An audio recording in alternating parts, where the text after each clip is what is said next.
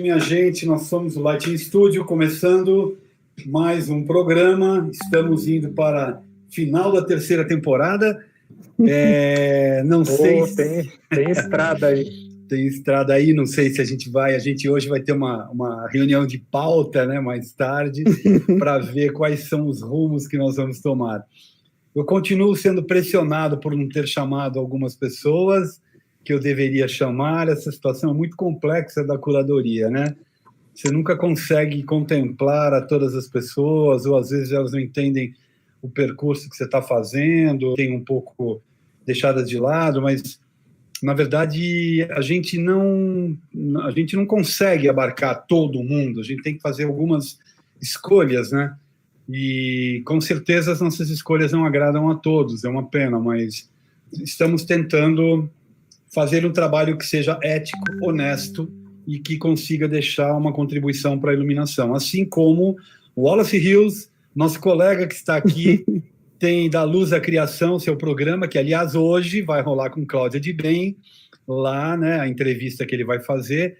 Eu vou dar uma entrevista para eles também lá no dia 25 de junho, né? É isso? Exato. Isso.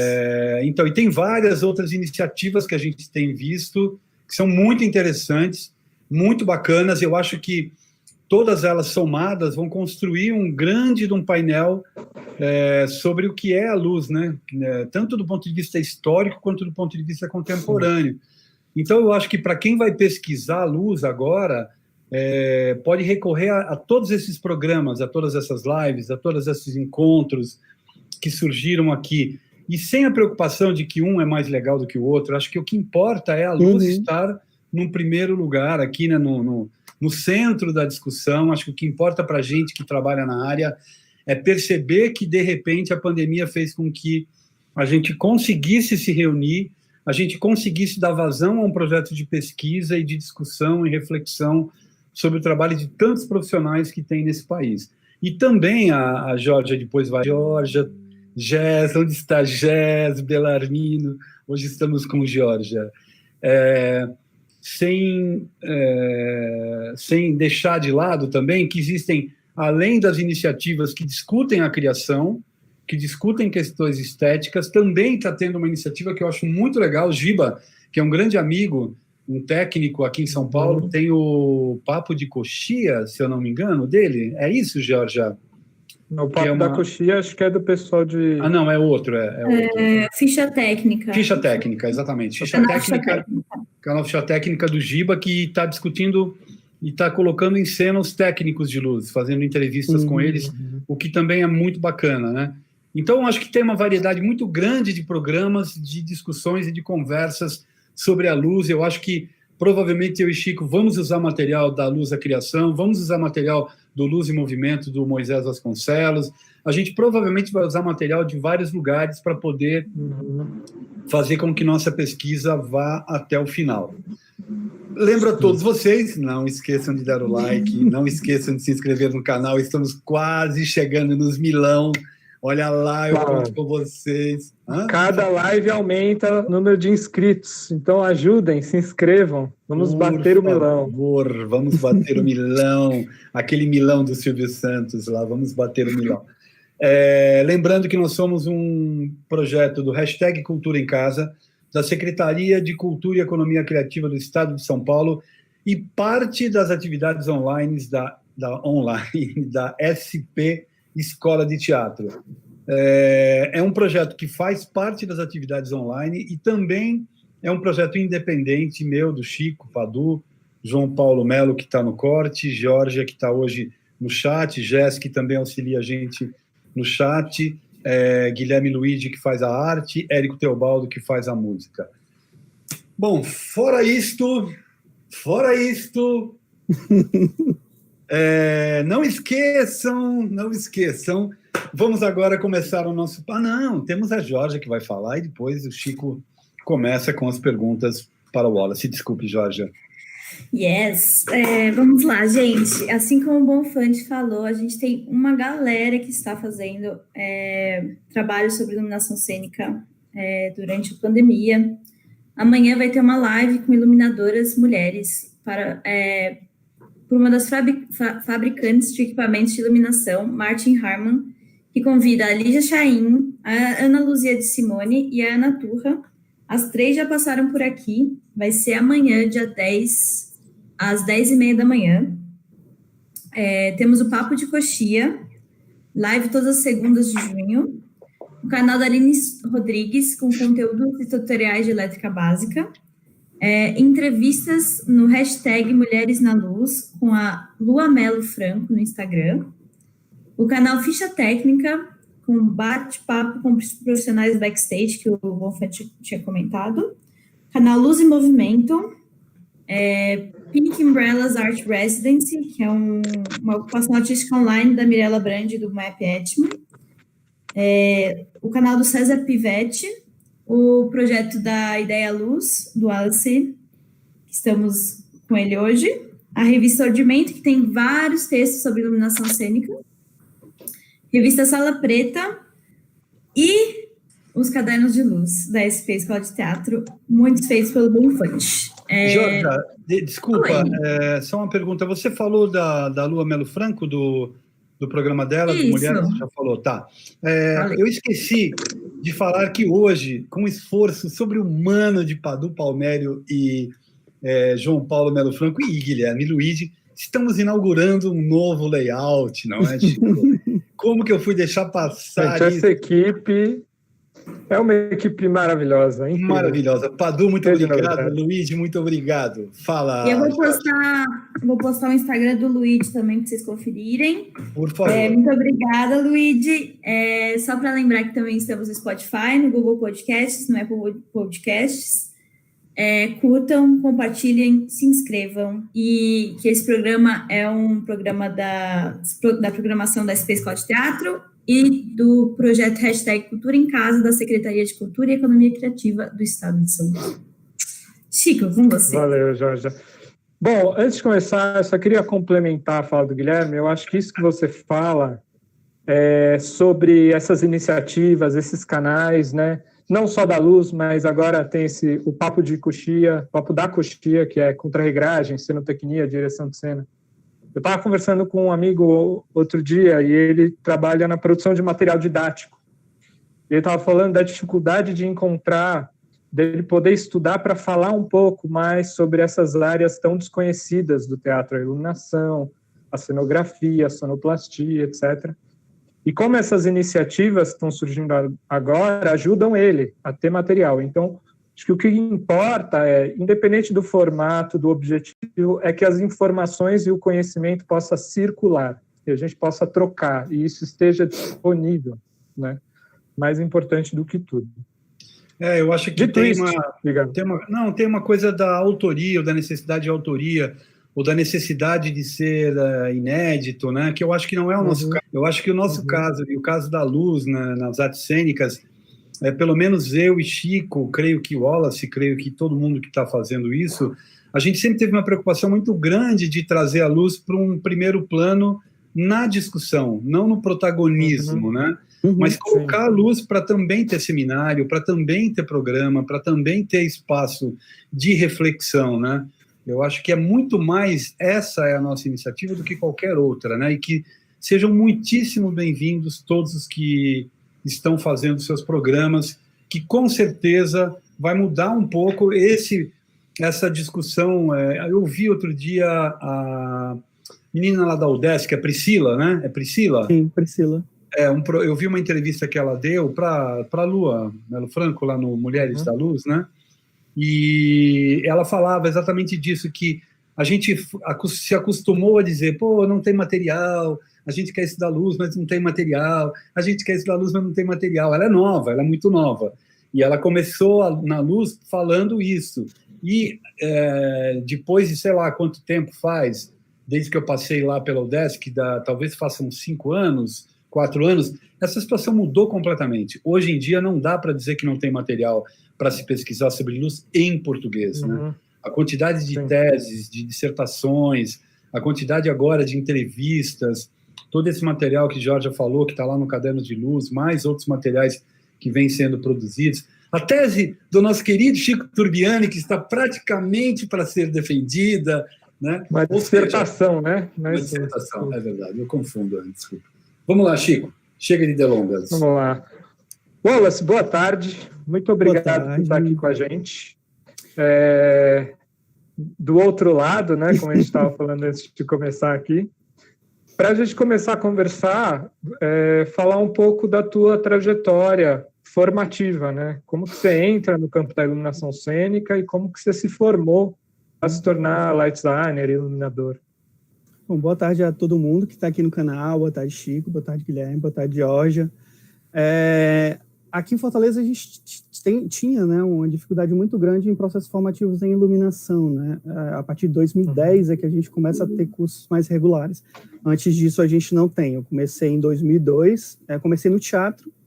Eu fiz um curso chamado Princípios Básicos de Teatro, que é um curso livre de interpretação numa escola de teatro, e depois eu fiz o curso o CAD, né, que é o curso de arte dramática, que é da Universidade Federal, que hoje se tornou o curso de graduação e licenciatura em teatro, que eu trabalho como técnico de laboratório na universidade, né. No começo era basicamente, você via algumas oficinas perdidas, né. Em 2002 eu tive a oportunidade de fazer uma oficina com Alexandre Malta. Eu entrei de penetra, na verdade, a oficina estava acontecendo e eu entrei quando a luz estava apagada, e eu entrei e sentei no teatro e fui assistir, né, que aí foi onde eu conheci o Walter Façanha, conheci outros colegas que já trabalhavam com luz há algum tempo, e foi aí que eu comecei a me interessar por isso, pela área da iluminação. Existiam poucos profissionais, existiam bastantes grupos amadores que necessitavam de algum suporte, e eu acho que eu me encontrei mais nessa relação da luz. E aí eu fui fazer física, né, logo depois, eu fiz 2 anos e meio de física, né, e aí eu tive que parar a física porque eu passei no concurso para a Federal, para ser técnico de laboratório, e os horários do trabalho e das aulas se chocavam, era tarde e noite, tanto na física como no trabalho. E aí, pouco tempo depois, eu fui fazer design de interiores. Nesse trabalho, você é técnico de laboratório, mas na área de teatro. Iluminação. Tá. E aí eu coordeno... Só para dar esse contexto. Hoje eu coordeno o Cenotec CE, que é o Laboratório de Cenografia e Tecnologias da Cena, ligado ao curso de teatro da UFC, né? Hoje a gente está desenvolvendo algumas pesquisas, principalmente pesquisa e ensino, é isso que eu estou desenvolvendo agora em relação, junto com os meus bolsistas, né? Aí eu tive que parar a física, né? Depois de um tempo, fiz design de interiores, me formei, fiz um pós em arquitetura e iluminação, e aí já venho desenvolvendo esses trabalhos desde aquele período, desde 2002 para cá. Acho que, resumindo, é basicamente isso. Trabalho com diversos grupos de teatro e dança aqui da cidade. Wallace, a tua formação na técnica se deu em oficinas, na prática? Como é que foi esse desenvolvimento? Quando eu comecei, eu fiz 2 oficinas de 20 horas, então, assim, não tem como você ter prática em oficinas de 20 horas, que era mais para apresentar os equipamentos, né? Depois disso, eu fui fazendo uma pesquisa à parte. Aqui a gente tem uma vantagem que, quando a gente vai conhecendo as pessoas, os técnicos do teatro, a gente bate na porta deles, se eles tiverem montagem, a gente entra, e aí a gente acompanha, e foi assim que eu fui evoluindo na parte técnica. Como eu nunca trabalhei fixo em teatro, não era esse meu interesse, eu sempre passava no teatro, perguntava aos meus colegas se eles estavam precisando de ajuda, e eu entrava e montava. Assim como quando são as minhas montagens, hoje eu faço isso, quando tem pessoas que estão começando e querem entender. A gente agrega essas pessoas para esse conhecimento da prática, da técnica em si. E o teu trabalho na universidade, ele vai sendo paralelo ao teu trabalho da luz no teatro? Isso.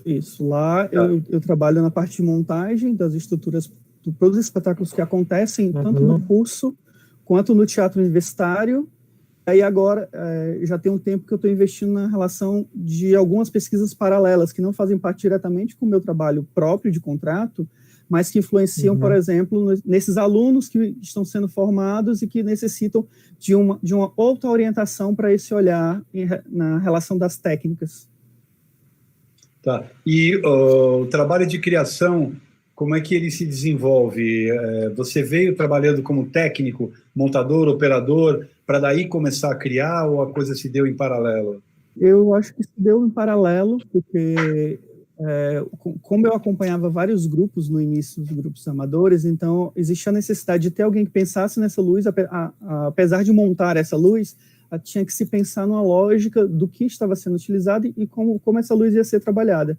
Então eu vou nesse paralelo, eu não começo como técnico, depois me transporto para criador, eu estou nesses dois, nessa linha de tempo.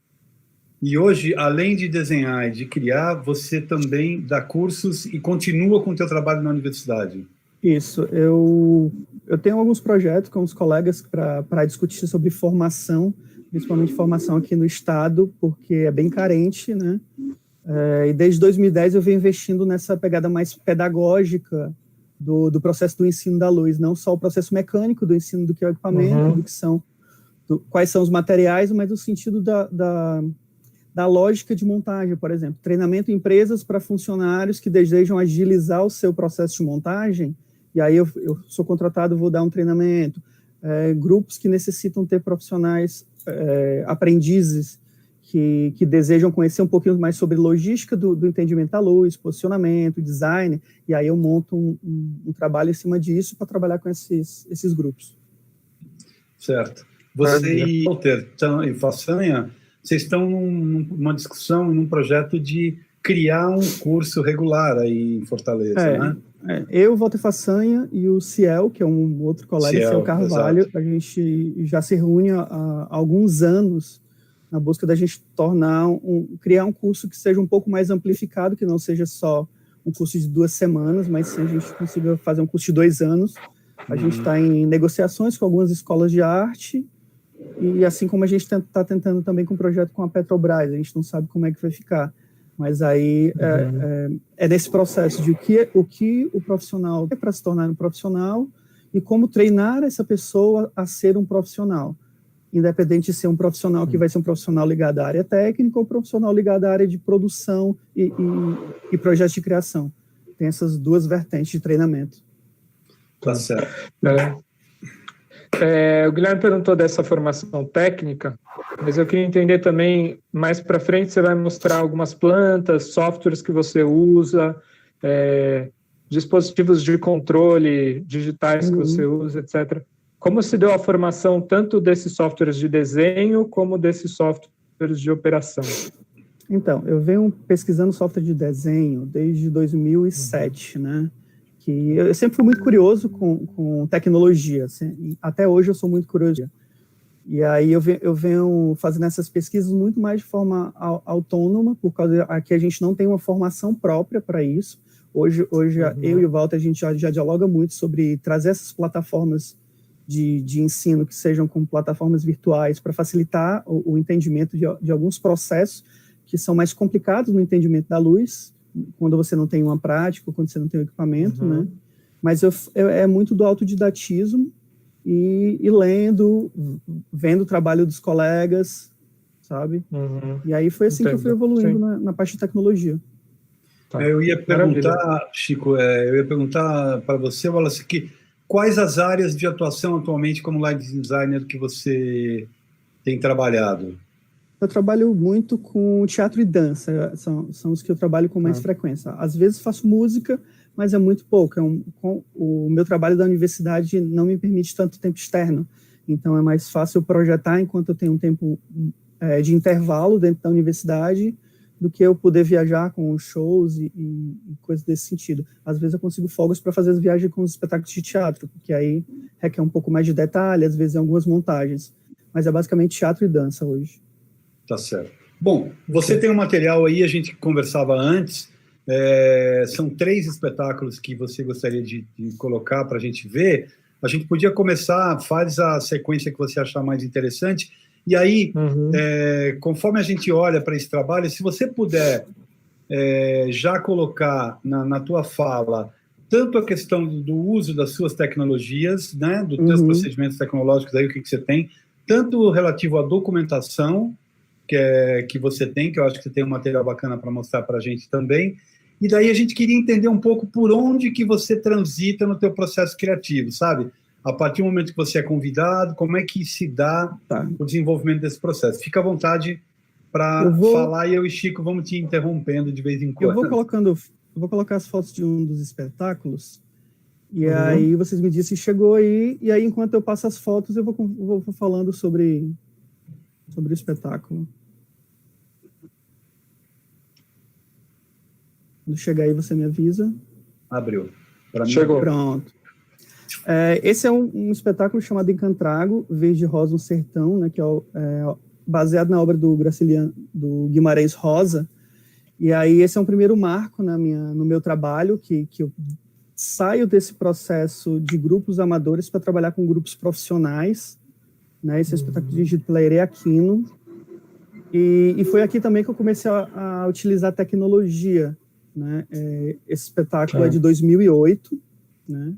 É um espetáculo que ele acontece em arena, e aí a luz desse espetáculo é bem simétrica, e aí, quando eu fui fazer a apresentação do projeto de luz para a Ere, eu já levei num simulador 3D, né? Que na época eu usava o Sunlight Suite.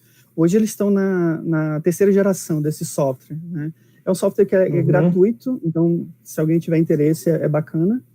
Certo? É um software fácil, não é um software complicado. E foi daqui que eu comecei a pensar em tecnologia, principalmente da forma de como apresentar um projeto com um pouco mais de qualidade. Eu sou de uma geração que vem depois do Walter, então a minha geração aprendeu basicamente a parte técnica nas coisas do Walter e de algumas outras pessoas que a gente vai acompanhando. Mas o Walter foi basicamente o professor de muitas pessoas da minha geração.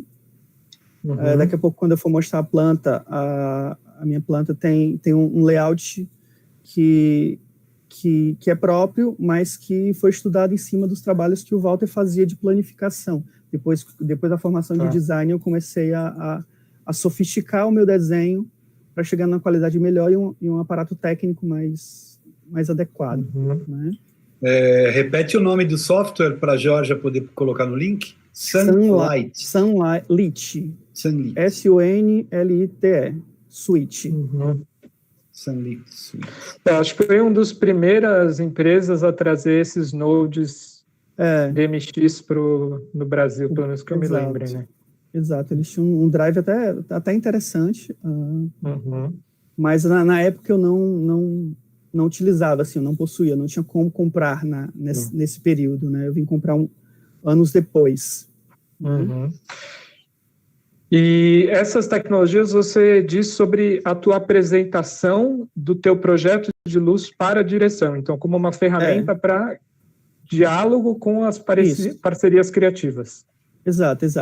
E dando a possibilidade de possível alteração, né? Porque assim, a luz ela não está pronta quando você apresenta o projeto, ela vai ser pronta quando você debate com a equipe, né? Eu trouxe essa foto e a próxima foto é mais para poder demonstrar que a luz desse espetáculo é toda concentrada no eixo central. Aconteceu uma coisa engraçada que nesse teatro, quando a gente foi estrear, eles não tinham varas de luz. Eles tinham essa trave que ficava na frente para fazer toda a parte da frente e 4 araras de catraca para fazer o contra. E aí eu aproveitei e coloquei ela no meio e centrei a luz como é arena para fazer todos os contraluzes de todas as visões a partir do centro. E aqui uma outra demonstração de como ficou concentrado depois que o próprio teatro conseguiu ter uma estrutura melhor, né? Sim. Acho que essas são as fotos que eu tenho desse espetáculo. Mas, por exemplo, desse trabalho, talvez, não sei, você vai dizer se esse trabalho ou outro interessa mais a gente entrar nesse assunto, mas antes de você... Eu gostaria que a gente, em algum desses trabalhos, passasse pelo antes de você chegar com esse projeto. Tá. Como que você chega, assim, no primeiro ensaio? Como que você gosta de chegar no primeiro ensaio, sabe? Então, eu vou compartilhamento para poder mostrar um caderno que eu levo. Eu tenho um caderninho que é o meu anuário, é um caderninho de quadriculado, né? Então eu vou fazendo todas as anotações do ano inteiro, das montagens, eu vou fazendo nesse caderno. Aí eu vou ficando com um arquivo nesses últimos anos do que eu fiz cada dia, qual espetáculo, e como foi o mapa de luz e como foi o desenvolvimento. Eu começo nos ensaios sem prestar sem a informação da direção de alguma indicação, e aí depois eu vou fazendo anotações Não sei se vocês conseguem ver daí. Sim, sim. Pronto. Então, você primeiro chega para ver sem ser pautado pela Livremente. direção. Tá. Isso. Tá, entendi. E aí, a partir do segundo ensaio, eu já vou com o meu caderninho e já vou fazendo essa cartografia espacial. E aí, já pensando em possibilidade de onde vem essa luz e para onde essa luz vai, né? Esses últimos anos eu venho trabalhando muito na perspectiva da sombra, então antes de eu colocar luz eu penso para onde a sombra vai, e a partir daí eu penso de onde vêm esses meus refletores, e como que eu quero a inserção dessa luz nesse trabalho específico. Você ia mostrar a planta? Eu tenho aqui. Essa daqui é uma planta antiga, essa planta é de... Wallace, Oi. a gente tem uma pergunta aqui do Kaique, Henrique, para você comentar um pouco mais sobre a sua técnica de planificação. Vou demonstrar aqui, eu trouxe alguns materiais. Esse daqui é um modelo antigo de planificação, eu já não uso mais esse formato, né? É apenas para poder entender como eu usava antes. Hoje eu trabalho com a planta nesse formato, em que... Deixa eu fazer um zoom.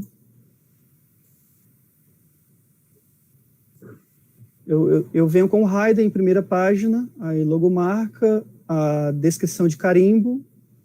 Aqui eu tenho uma leitura da planta, na verdade é uma codificação técnica, identificar como vai ser, quais são as normas e quais são os signos que tem no meu trabalho. Isso é uma norma internacional, eu vou mostrar para vocês, eu tenho ela aqui, mas eu fiz esse desenho a partir do Walter, né? O Walter foi que nos guiou nesse formato de apresentação. Sim, acho que segue bastante o padrão da USIT, né? Exato. Norte-americano. Eu tenho um documento aqui que eu vou dar daqui a pouco sobre esse padrão, né? Aqui eu tenho uma legenda dos equipamentos com um desenho um pouco mais sofisticado. E aí eu separo entre equipamentos, acessórios e filtros, e aí eu monto o meu rider para que quem for montar já entenda qual é o equipamento e já entenda quais são os acessórios no total, né? Daqui eu tenho uma segunda página, que é o meu primeiro mapa, que é a planta de varas. E aí eu venho novamente aqui no cantinho, eu reproduzo a forma de leitura, e aí aqui eu coloco a legenda do que tem nessa planta, que é a planta de varas, e os acessórios que vão nela. Depois dela eu venho com a planta de piso, e aí que eu faço separado, porque às vezes o desenho é muito tumultuado quando você trabalha tudo junto, né? Fica muitos códigos que eu não acho interessante. Aqui nessa planta, quando há necessidade, eu faço uma ampliação de como vai ser a colocação do equipamento na vara. Uma vista lateral, no caso, né? Uma vista lateral, e que ela pode ser reproduzida em todas as outras. Caso as outras tenham um dimensionamento diferente, eu faço uma vista lateral separada para todas elas. E aí não tem erro da pessoa que for fazer a montagem colocar na parte de baixo ou na parte de cima sem a necessidade. E aqui tudo bem? Sim. Esse programa é o Sunlight? Não, esse aqui eu uso o CorelDRAW. Tá. E aí é uma biblioteca que você montou a partir de representações técnicas dos fabricantes. Isso. Eu criei algumas minhas que já estão em escala. Né? Deixa eu ver aqui. Os refletores convencionais. E aí eu transformo tudo na escala real para o desenho que eu vou fazer. E aí eu vou fazendo as codificações para ficar mais fácil. E aí, para algumas empresas específicas, como a ETC, eu transformo o layout deles um pouco mais simplificado do que é, mas deixando semelhante ao equipamento real. Também em escala. Né? Sim. Deixa eu voltar lá naquela planta. Opa, não é essa, não. Pronto. Depois da planta de piso, eu tenho uma planta de altura de varas, porque em alguns espetáculos há necessidade de que eu tenha diferenciação da altura das varas. O Maquinista, que é um espetáculo que eu vou mostrar daqui a pouco, é essa planta, e ele tem essa diferenciação da vara da frente, do proscênio e a sequência até a rotunda. Porque é difícil, às vezes, você fazer isso quando você chega no teatro, tá tudo no mesmo lugar. Eu prefiro que o técnico que vai montar, quando não sou eu, já tenha essa especificação. Na próxima página eu tenho a ampliação daquela planta, só que aqui eu já coloco referências do canal onde ele vai ficar. Eu faço a indicação de qual gobo que vai ter a lista de gobos. Aí tem a indicação do ângulo. Nesse caso aqui, tem um desenho indicando que tem um gobo. Aqui poderia ter o desenho de uma íris também, que é um outro formato. Detalhamento de cor e o detalhamento de quais serão os canais que são feitos os PETs, né? Eu não isso, só... desculpa, gente. Só acho interessante essa separação, porque a primeira planta não tem canal, certo? Não. Me parece que você está pensando a partir da função de cada etapa na montagem. Então, aquela planta serve à distribuição de equipamento. Exato. E aí então, tem as informações dessa etapa, e essa planta serve a distribuição já na mesa, o PET, etc. É outra etapa do trabalho. É o mal do educador, né? Eu vou fazendo em pedaços para ser mais minucioso no trabalho. Então, Wallace, eu queria perguntar o seguinte para ti. Aqui, por exemplo, a gente vê na planta que tem uma série de informações, certo, que é o canal, que é o acessório, que é ângulo, que é altura de vara. Agora, como é que você chega nisso? Você falou da tua chegada no ensaio, do teu caderninho, da tua primeira leitura da cena, sem a influência do diretor, né? Em que momento começa a surgir a planta? Você vai para desenhos manuais, artesanais, assim, feitos à mão? Fala um pouco desse processo para chegar aqui, em todo esse detalhamento. Eu parto de alguns desenhos que são manuais, que eu vou fazendo no meu próprio caderno, onde eu vou dando direcionamento de onde que eu quero que venha a luminosidade. Eu não indico que equipamento mas eu já indico nas minhas anotações que eu quero que eu desejo que essa luz venha nessa posição, e aí a partir dessa sequência de desenhos que eu vou fazendo em grade, eu vou juntando as ideias para compor essa planta. E aí depois eu venho para o Corel e começo a fazer um desenho de localização, né? Eu começo a fazer um desenho assim, acho que eu tenho uma planta modelo aqui. Peraí. Pronto, eu tenho um teatro modelo, que é o modelo do Dragão do Mar, em escala. E aí eu começo a fazer, por exemplo, quais são os desenhos que eu desejo que a minha luz tenha. Essa luz vai ter esse. Tá dando para ver? Tá. Sim, pronto, você está falando do ponto de vista da projeção da luz sobre o piso, por exemplo. Exato. E aí eu vou fazendo o meu estudo de composição a partir desses desenhos que eu tenho no caderno, e eu trago aqui para o Corel. Aí depois eu levo para um software de animação e visualização que facilita todo esse trabalho de pós-planejamento. Tá. Já que você falou da questão de animação, vamos pensar nos chamados 3D, né? Agora você abriu o EasyWig aí.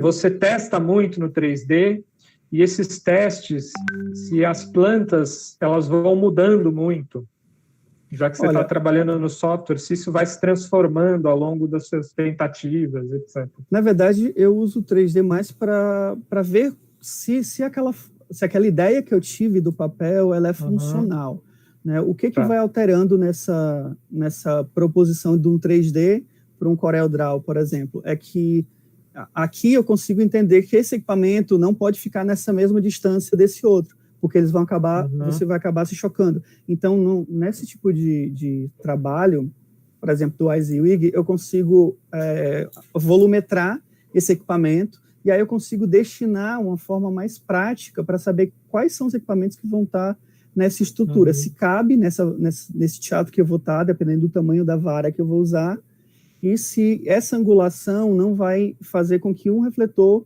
se choque com o outro na hora da afinação. Então, facilita para mim no software nesse sentido, da volumetria do projeto. Posso fazer uma pergunta capciosa, mas eu tenho curiosidade mesmo de entender. Eu penso, hoje, você por exemplo, essa planta que você fez no WYSIWYG, Isso. você, para finalizar, para mandar a versão final, você ainda faz ela no Corel? Para apresentar Isso. o projeto. Porque assim, o WYSIWYG é interessante Por para quê? você... Qual é a tua questão com o WYSIWYG? Por que não fazer o projeto inteiro, do começo ao fim, a planta, até o final, no WYSIWYG? Eu acho impreciso quando a gente demonstra posicionado angulado. Porque esse ângulo eu não estou definindo. Em cada teatro eu vou ter uma dimensão diferente desse teatro. Então, se eu coloco uma pré-definição nesse formato, eu acabo deixando de ter oportunidade de trocar esse equipamento local, caso o teatro tenha uma outra proporção, sabe? E aí eu prefiro trabalhar ele todo com uma apresentação que é mais formalizada, de um desenho técnico de posicionamento. Entendi. Porque ou eu ou o meu técnico vai entender a posição que vai ficar, e daqui a gente parte para colocar para as angularidades. Eu particularmente não gosto desse refletor com angulação. Por isso eu não uso a planificação do WYSIWYG. Eu prefiro Corel. Entendi. Né?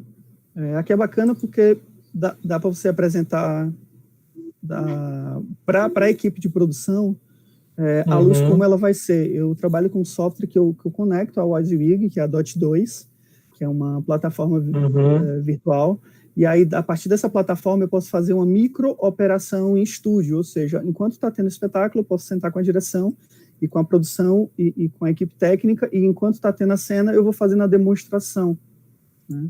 Por exemplo, eu posso ir encaixando as luzes e conversando, tipo, potências, para onde que vai essa luz, de onde que vai essa luz.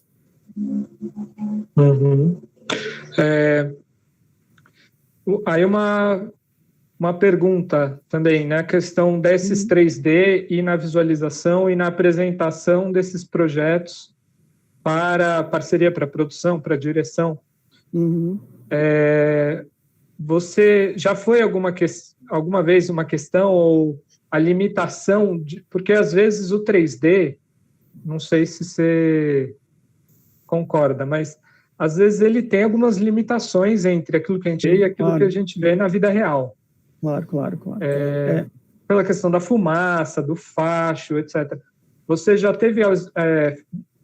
algumas pessoas que passaram aqui já falaram da frustração disso, nessa relação com a direção, com a produção, do software vender algo, digamos, entre aspas, né, para a pessoa, para a sua parceria, e ali na prática aquilo tem uma cara um pouco diferente. Você já teve que lidar com isso? Bom, normalmente eu construo, ou o cenógrafo ou o figurinista me enviam modelos do que eles estão pensando, eu transporto isso para dentro do 3D. Então, eu tenho uma cenografia do espetáculo dentro do meu 3D, e o que eu vou testando é possibilidades de angulações, como essa luz pode ser feita no real. Claro que a gente sabe que existe uma diferença de uma planificação de uma tela, de um equipamento que vai projetar luz em volumetria, entende? Mas normalmente eu nunca tive um problema em relação ao que eu estou vendo aqui e o que eu vou ter no palco, porque isso aqui é apenas uma sugestão de possibilidade. Depois que a gente transforma isso em luz, tentar deixar a luz que a gente vai fazer do mais perto do que a gente conseguiu visualizar, não necessariamente com aqueles mesmos tons, porque nem sempre os teatros têm aquele filtro específico que você quer, não tem um equipamento específico que você quer. Tem uma coisa também, Wallace, que eu sou um dos que se frustrou com o 3D, fazendo Criolo e fazendo Titãs. A gente ficou 3 meses trabalhando, né, gravando, pensando, põe a música, solta, e aí vê. Eu acredito, assim, a minha experiência, timecode não, para ver o movimento, o ângulo, escolha do aparelho, para mim ajudou muito na escolha dos aparelhos, ajudou muito na decisão dos ângulos a serem usados, e foi uma frustração absoluta na escolha das cores. Sim. Porque a cor do 3D era completamente diferente do ao vivo. Eu acho que eu já falei isso em algum lugar, não me lembro se foi aqui, mas eu tinha todo um trabalho de branco no Criolo, que era cinza, chocolate, branco frio. Então, tinha temperaturas muito diferentes do branco. E aí eu fui fazendo as composições e gravando no 3D. Quando eu cheguei e espetei o meu pendrive na MA e coloquei os aparelhos nas cores que eu tinha pensado, era nada. Era nada, assim, era praticamente não tinha luz, né? Por conta da somatória de filtros que ele fazia para chegar no cinza, para chegar no chocolate. Então, eu acredito ainda, eu não sei, talvez eu não tenha sabido usar, né? Mas eu acho que esses estudos, como a gente está vendo na tela, eles são muito, muito interessantes, né? Porque você consegue visualizar uma ideia que você tem que antes a gente fazia no papel, né? Um desenho eu tosco. Concordo com você, Guilherme. É muito difícil a gente levar, por exemplo, essas texturas de cores para a cena. Eu trato o 3D apenas como um processo de pré-visualização do que pode acontecer em cena, porque às vezes o que a gente apresenta, quando a gente chega em alguns teatros, a gente tem que refazer na hora no teatro. Então a gente vai mudando essa percepção. Mas, então, por exemplo, a imagem que está embaixo ali, para o 3D, ela funciona super bem para você entender a escolha das posições, né, que você está fazendo com os nuvens. Sim. É muito bom para você criar uma variação de posições, para você pensar no preenchimento do espaço e tudo. Eu acho que é um campo muito interessante. Agora, e o tempo de elaboração disso tudo, Wallace? O tempo que você gasta no computador fazendo planta, fazendo 3D, como é que é isso? Olha você faz a planta praticamente 2 vezes, né? No 3, Corel. Na verdade. Eu começo no papel, depois eu vou para o Corel, depois eu venho para o 3D. Não são todos os espetáculos que eu consigo colocar em 3D. Esses últimos anos eu tenho colocado os meus espetáculos em dia, né? Até para treinar a relação com o software. Mas, assim, eu levo uns 2 dias para fazer um projeto, tanto começando no Corel e trazendo para o 3D. Se a cenografia já for criada, por exemplo, em algum software de manipulação de volumetria, como o SketchUp, ou algo similar, eu consigo importar ele direto para o meu projeto. Senão eu tenho que passar um dia a mais fazendo esse cenário, criando no SketchUp e depois para importar. Normalmente, para chegar nesse processo aqui, dura 2 a 3 dias. Né? Aqui tem um processo de live. Já tem umas... E só enquanto você abre, eu acho que queria só colocar uma ressalva, que a gente põe também 3D tudo num balaio só. E eu acho que, por exemplo, uma coisa, o 3D da MA, ele tem uma função. E para ter essa função, ele precisa ser leve. Então, ele precisa ser limitado em uma série de questões de reprodução da realidade. O WYSIWYG, ele é um software muito pesado, mas você consegue renderizar com ele imagens muito mais realistas, digamos. Então, eu acho que também estão colocando todos os tipos de 3D diferentes no mesmo pacote, e eu acho que tem diferenças também, né? Não sei se você percebe isso no 3D da Dot 2, que você usa também, acho que vai até mostrar mais para frente, para o 3D do WYSIWYG. Desculpa, diga aí. Tem muito da forma com que você usa. Eu acho que, assim, a grande sacada de uma plataforma dessa de 3D é você gostar do programa que você está usando. Entende? Por exemplo, eu conheço pessoas que têm mais preferência pela MA, outros pelo Sunlight, outros pela WYSIWYG e assim por diante, assim como a gente tem outros visualizadores, sabe? Eu acho que, assim, o que dá de diferente de um para outro te mostra qual é o software que tu quer usar naquele momento para você chegar naquele produto que tu quer. Assim como a operação, por exemplo. Operação eu uso 2 plataformas virtuais diferentes. Dependendo do produto que eu quero apresentar, eu escolho qual dessas plataformas eu vou fazer minha programação. E assim que eu acho que o 3D também é. Você precisa ter aquele sabor de usar e decidir o que te agrada mais e o que você tem mais velocidade nos comandos. Tem muito isso também.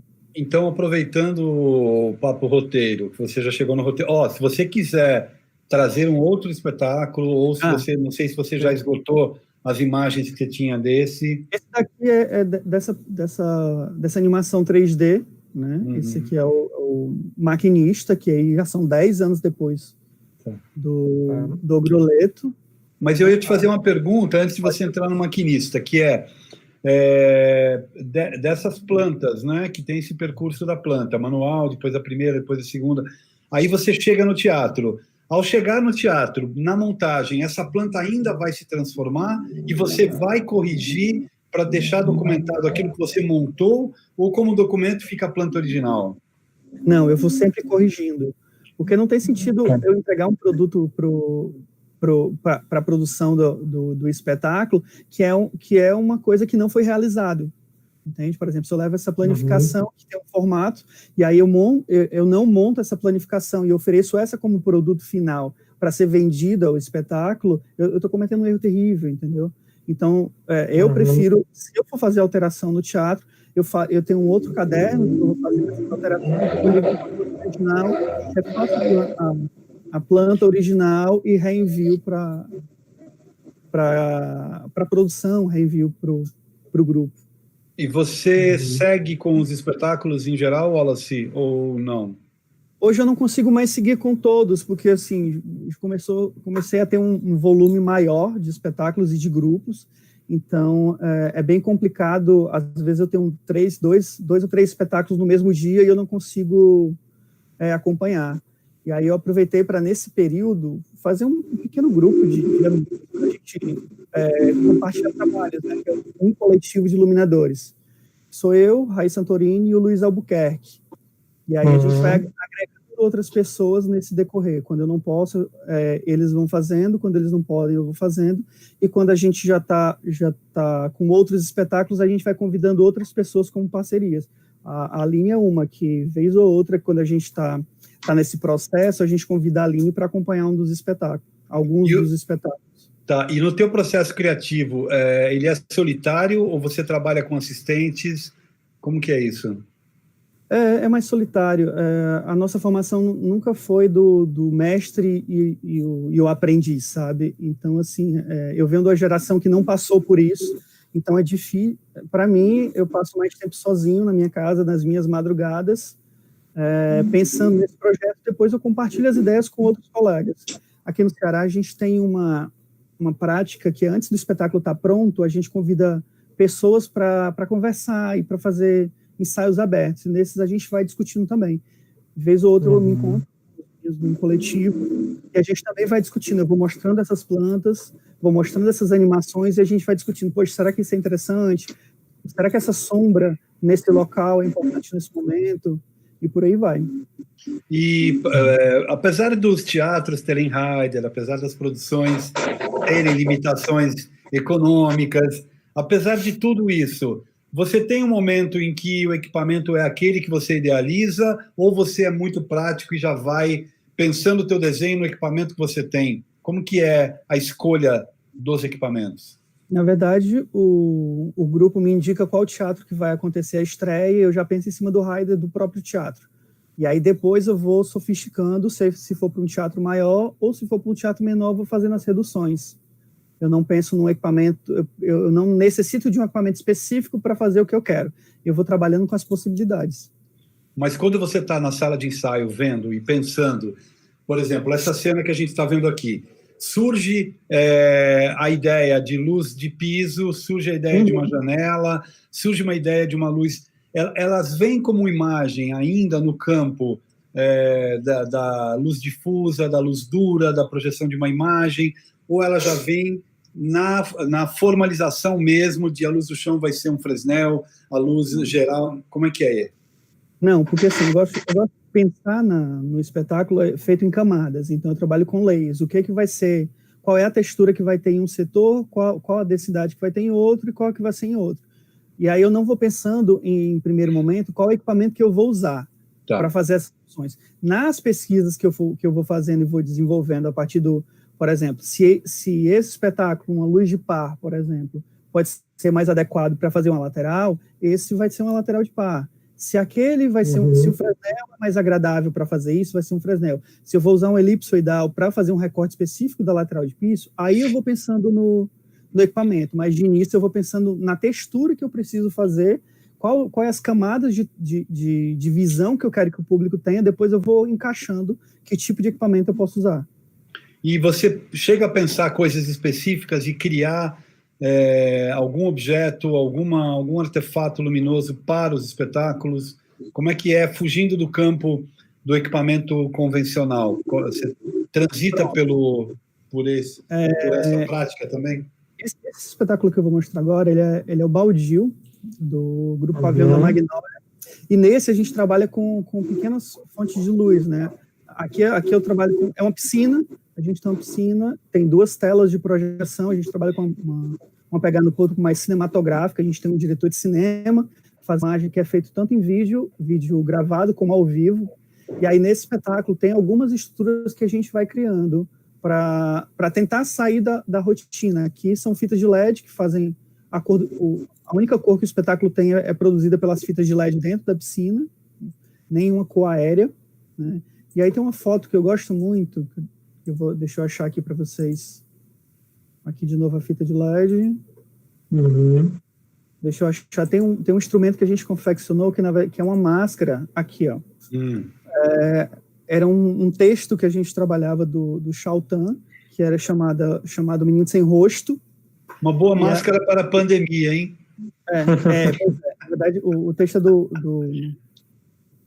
é de um autor de Campina Grande, e só que aí a gente foi trabalhando. O nome desse fragmento no espetáculo é O Menino Sem Rosto, e ao invés da gente retirar o rosto da criança, a gente isolava todo o restante do palco com um breu e deixava a luz apenas no rosto das 5 pessoas que estão em cena.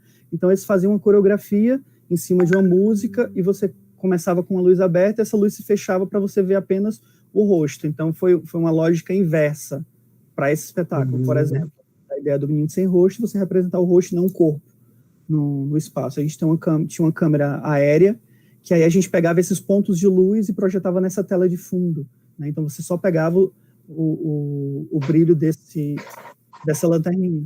Vez ou outra, se o espetáculo precisar, a gente vai confeccionando, vai planejando junto com o grupo quais são as estruturas que a gente vai ter de luminosidade, fora dos convencionais. Acho que é isso. Tá. Ainda nesses, eu não sei qual dos espetáculos, mas se você tem comparativo de 3D com foto real. Tenho. E aí, se você poderia mostrar, você falou do 3D enquanto ferramenta de conversa, de apresentação, né? Mas o 3D como ferramenta de afinação, para você ter um registro de afinação, e aí você falou que tem outras ferramentas, e depois entender como surge o roteiro a partir da planta. Deixa eu só... Pronto, eu vou colocar... Essa é a do 3D, né? E aí o meu roteiro de afinação, que eu deixo... Deixa eu diminuir aqui. Que fica mais fácil para quem for reproduzir a luz no meu lugar, que aí eu vou indicando qual é a afinação dos refletores em bloco.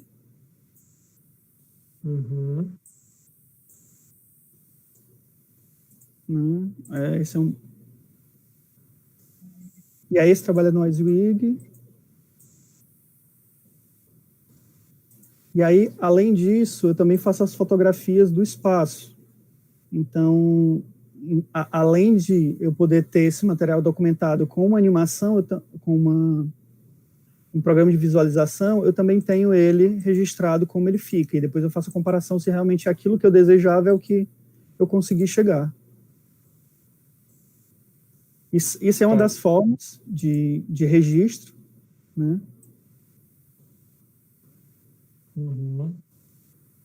Pronto, e aí o técnico, a partir disso, ele já sabe as posições. Que peça é essa, Wallace? Essa daqui chama-se O Groleto, é uma peça do Pavilhão da Magnólia, a direção é do Miguel Velhinho, do Rio de Janeiro.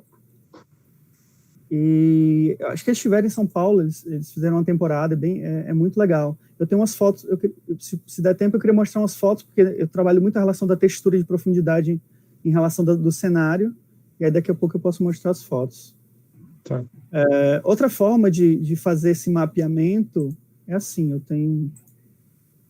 que é um mapeamento em 2D, que aí essa é a planta do baldio, e aí eu vou destinando onde está o equipamento e vou designando qual a função dele no espaço. E aí, caso a produção prefere um documento ou outro, aí ela segue a montagem a partir disso. E aí eu vou fazendo indicações, dizendo os canais, dizendo qual é o equipamento. Foi muito rápido isso. Opa, desculpa. Pode ir mais devagar. Desculpa, É porque é interessante poder ver essa tua documentação. Acho meu bacana. pensamento é muito rápido às vezes. O Wallace, bom, e fala um pouco também da questão da cor, né? Então, cor para mim é mais um objeto que entra na cena. Eu preciso entender qual vai ser a relação desse objeto cor com as texturas e os volumes que eu já tenho. Então, para mim, a cor só entra depois que eu faço uma análise do que é o produto que eu vou ter. Que tipo de piso eu vou ter, que tipo de figurino eu vou ter, que tipo de área espacial eu vou ter. Se eu tenho um cenário que é aéreo, se eu não tenho um cenário aéreo. E a partir desse diálogo com a equipe de produção, eu vou definindo qual vai a textura de figurino, né?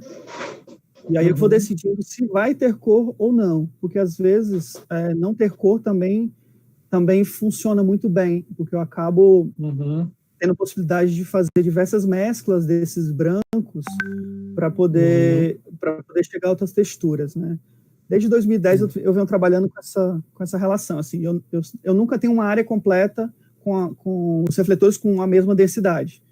Todas as minhas luzes, por mais que, por exemplo, eu tenha uma geral branca, frente, meio, lateral, contra, diagonais e laterais, elas todas vão ter potências diferentes, porque aí eu vou começar a criar volumes diferentes para determinadas áreas no espaço do palco.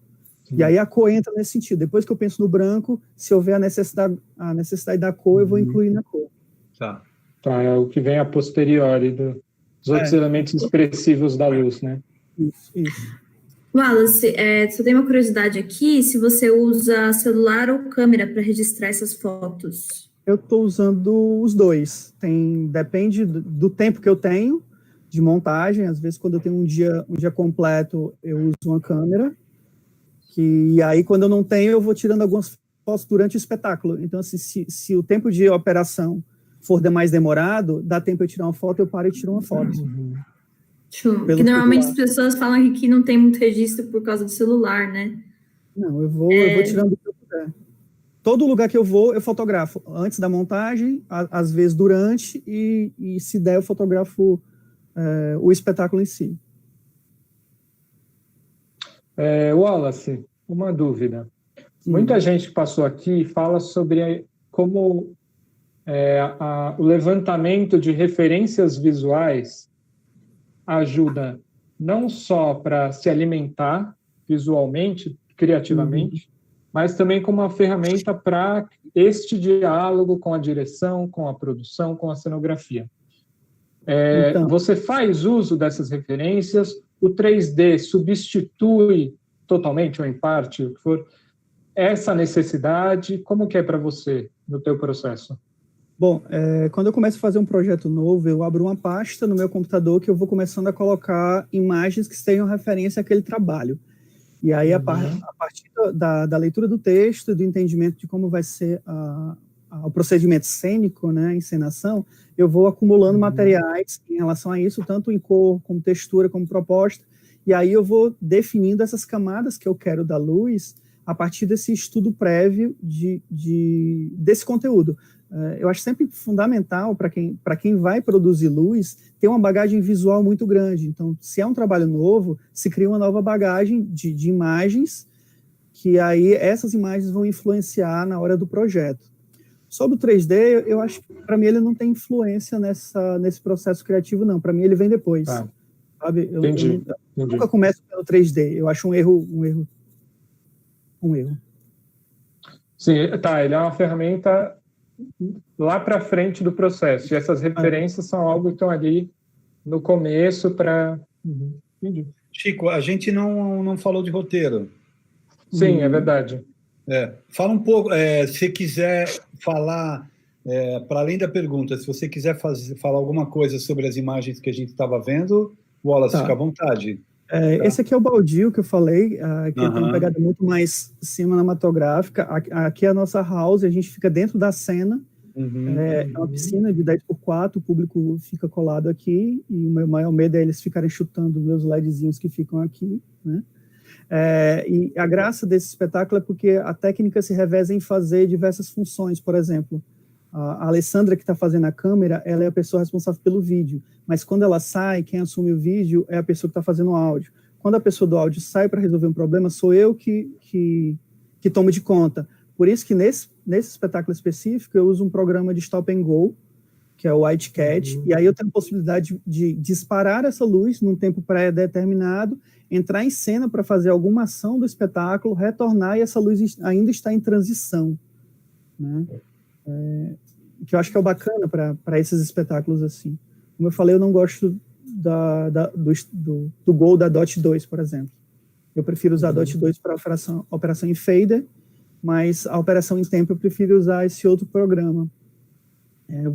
Você me perguntou sobre sobre o roteiro. Documentação. Documentação primeiro. Isso. Eu vou na documentação que eu chego no roteiro também. Beleza. Né, eu fiz uma planilha no Excel que eu divido em 4 abas, né, que é o Rider. Nesse caso daqui eu não estou mais usando esse formato, mas às vezes eu preencho.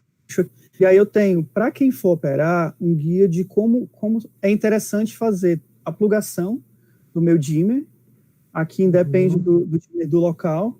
E aí eu sei que o dimmer 1, que é a minha frente 1, são quantos refletores, quais são os dimmers que estão lá. Se for no chat, por exemplo, do Dragão do Mar, que eu sei onde é a numeração, eu coloco aqui. Senão eu deixo em branco, e aí na hora de fazer a programação, eu vou preenchendo aqui. Porque quando eu chego na mesa, eu não preciso ficar caçando refletor por refletor. Eu já sei que quando eu vou fazer o meu patch, eu já tenho a destinação, que o que tiver aqui vai corresponder ao canal X, e assim por diante. E aí eu separo em dimmer, o patch, quantidade de refletores, os filtros que vão estar lá. Aí eu tenho também uma programação de mesa. Às vezes, é necessário que as pessoas usem outras mesas que não sejam softwares, por exemplo. Então, aqui eu já separo a programação da mesa a partir do entendimento aqui, ó, do meu patch.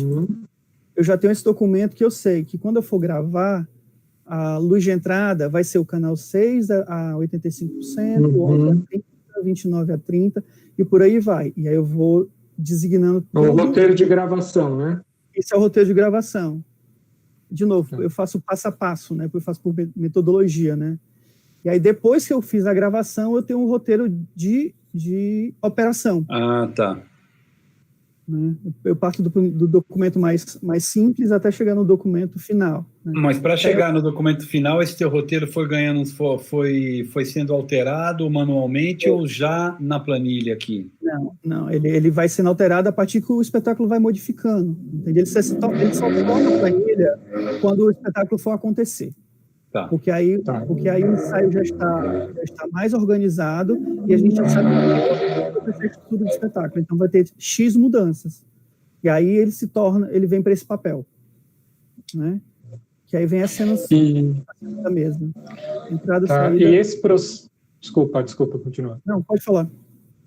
Não, é esse processo antes de virar planilha do roteiro, você monta, aí você vai para a mesa e você pré-grava antes do ensaio, você grava junto com o ensaio, você grava junto com o elenco, você grava junto com a direção, ou você prefere gravar antes? Como que funciona? Eu gravo antes, quando eu posso, né? Porque é uma vantagem de uso dos softwares, porque quando eu chego, as alterações são mínimas. Por exemplo, por mais que eu não grave na estreia as intensidades, eu sei que eu quero utilizar aquela sequência de refletores naquele canal. Então, eu já deixo pré-gravado esses refletores, que quando eu chegar no espaço, eu abro essa minha gravação, levanto essa cena e faço o ajuste de temperatura de cor ou de graduação dessa luz. Então, eu prefiro fazer tudo antes, deixar tudo pronto em um desses softwares que eu uso, e quando eu chego, eu faço ajustes rápidos. Porque, por exemplo, tem um espetáculo que eu tenho, que são 230 cenas, normalmente, e a gente usa 140 refletores. Para eu fazer a densidade de todos esses refletores, eu preciso de 6 horas para gravar essa luz. Eu não tenho 6 horas só para gravar luz. E aí eu já chego, em 15 minutos eu resolvo a minha vida com o espetáculo fazendo pronto. Alguns ajustes. Fazendo ajustes, por exemplo. Uma coisa que eu venho percebendo muito o tempo de resposta de fabricantes diferentes dos dimmers. E aí eu tenho que testar isso antes para ver o tempo de resposta. Se essa cena vai entrar em 5 segundos, se aquele refletor ele vai me dar aqueles 5 segundos que eu quero. Senão eu faço um ajuste dentro do programa para que essa velocidade se altere. Mas aí eu já ganhei algumas horas de trabalho.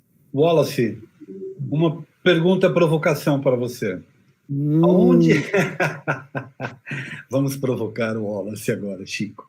Não, é uma curiosidade, porque eu estou vendo que tem um arcabouço técnico muito forte no teu trabalho, assim, né?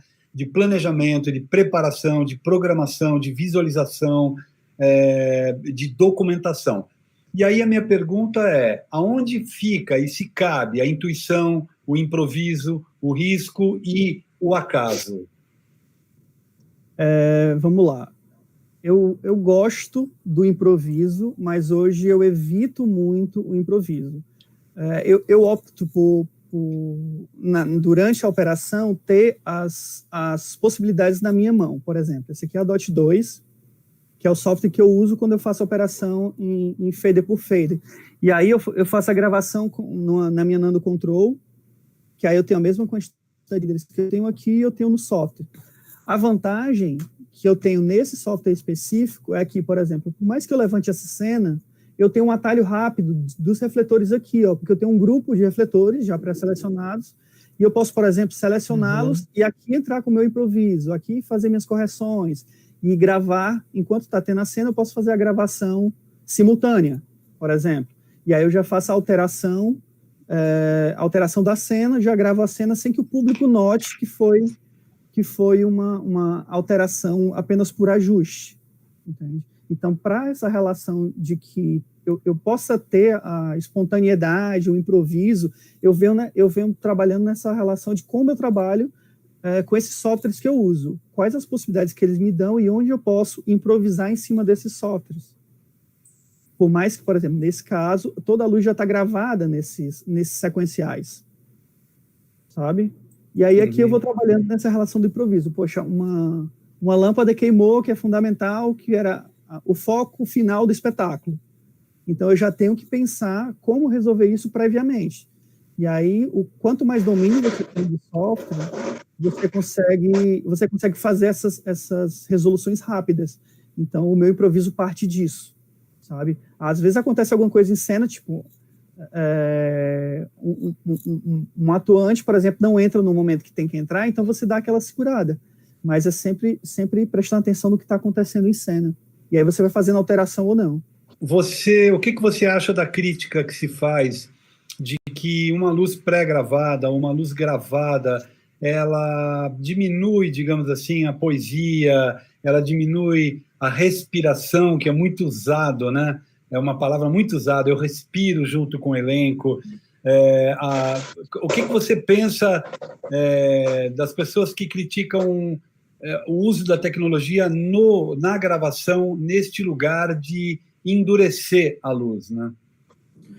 Pois é, eu não entro muito na relação da crítica em relação a esse pensamento das pessoas, porque, assim, é muito de qual ferramenta que você tem domínio naquele momento, sabe? A tecnologia é bom para o espetáculo, seja ela low tecnologia ou high tecnologia. Você pode ter uma vela e essa vela ser a composição que você precisa junto com algumas outras coisas para aquela cena. Assim como você pode ter softwares de manipulação em que você tenha esse domínio e que você possa fazer a luz da forma que você planeja. É a mesma coisa que discutir que LED e equipamentos de movimento no teatro não combina. Eu acho que não é por aí. Eu acho que cabe a gente poder exercitar o máximo possível desses equipamentos e dessa tecnologia para que a gente possa entender qual o formato de trabalho que eu quero e se aquela ferramenta é útil ou não para esse formato, sabe? Eu não parto do sentido que é útil ou não é útil.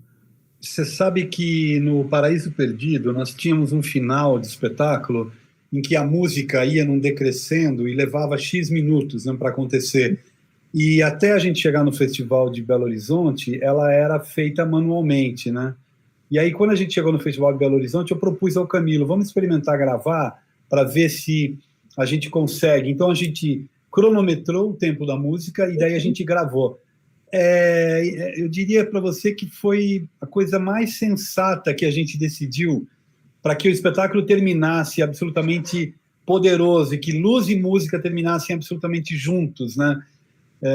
A mesma coisa quando você vai fazer uma transição num ciclorama de dia e noite, que deve durar 1 minuto e 40.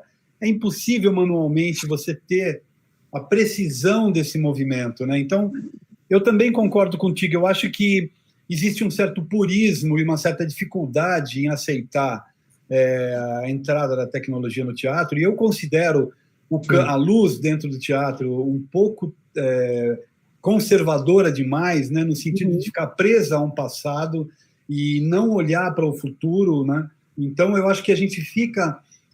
As críticas, eu acho que vêm muito mais dessa posição conservadora do que os equipamentos digitais não produzirem a mesma poética, a mesma poesia que o manual produz, né? Não sei o que você pensa disso. Eu acho que tem que ser experimentado. Não adianta a gente lançar um equipamento que você apenas vai rejeitar porque você não quer que aquele equipamento entre no seu trabalho. Eu acho que assim, hoje a gente está cercado de novas informações, os materiais estão evoluindo muito em relação à tecnologia, em relação à qualidade. Os LEDs que a gente tinha há 5, 10 anos atrás não é o LED que a gente tem hoje. Por exemplo, os equipamentos de movimento também, e eu acho que é aí que vai da sacação de cada um, de que como você quer fazer esse seu processo de manipulação.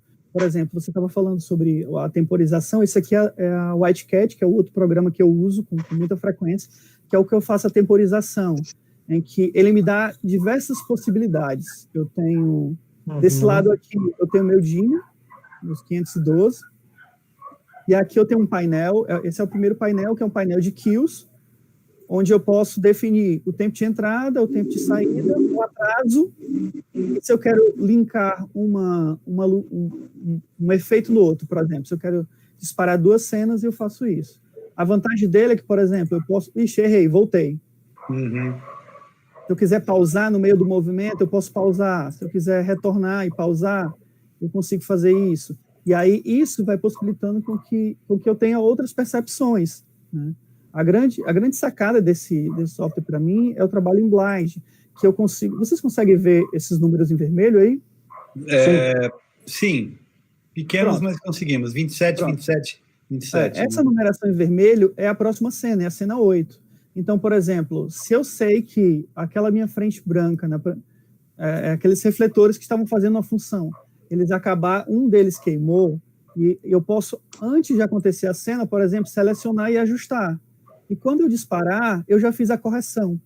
Então, a parte de improviso vem toda na previsão de como você vai fazer a próxima sequência. Isso não tira o prazer de você delinear aquela luz, de você fazer a operação, sabe? Essas possibilidades são super úteis. Uma coisa que eu gosto muito nesse programa aqui é a possibilidade do Light Plot, por exemplo. Aqui eu tenho a planta desenhada nesse mesmo mapa, e pelo mapa eu posso selecionar o equipamento que eu quero e com o mouse, eu vou adicionando. Ele é muito prático, ou seja, eu posso modificar essa planta toda vida que eu tiver um espaço diferente, e eu posso operar minha luz toda pela planta, por exemplo. Eu vou disparar, deixa eu tirar do blind para a gente poder ver, disparei, e aqui eu consigo ver qual é o equipamento que está indo, eu sei qual é o canal dele e qual é o dimmer. Às vezes, no meio da montagem, a gente pode até esquecer que um refletor X está no dimmer 8, por exemplo. E aí, durante o espetáculo, se eu não fiz esse mapeamento, o espetáculo pode continuar rodando, eu não preciso abrir uma outra pasta. Se eu clicar no equipamento, eu já posso converter o dimmer dele aqui, Então, assim, a relação de improviso e correção é muito grande nesse tipo de equipamento. Mas aí é de cada um. Tecnologia é um gosto particular. Tem que ter um conhecimento aprofundado do software para poder fazer a brincadeira, né? Porque você falando me parece muito simples e, ao mesmo tempo, eu me perderia completamente nisso daí. O software me dá vantagem, sabe? Tem uma página só de chase, por exemplo, eu posso configurar 200 e tantos chases. e por aí vai. Wallace, só uma dúvida para não passar batido. Se você puder repetir o nome desse software, ele é um software gratuito? Ele é gratuito. White Cat? Isso, Lighting Board. Tá. Pegou, Jorge?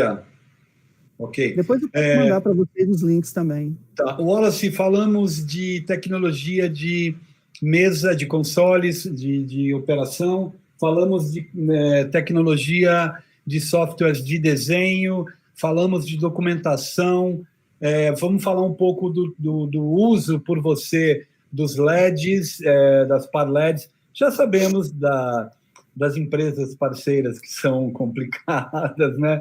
Mas pensando no LED, não o LED que a gente ainda está tendo à disposição, o LED como ideia, né?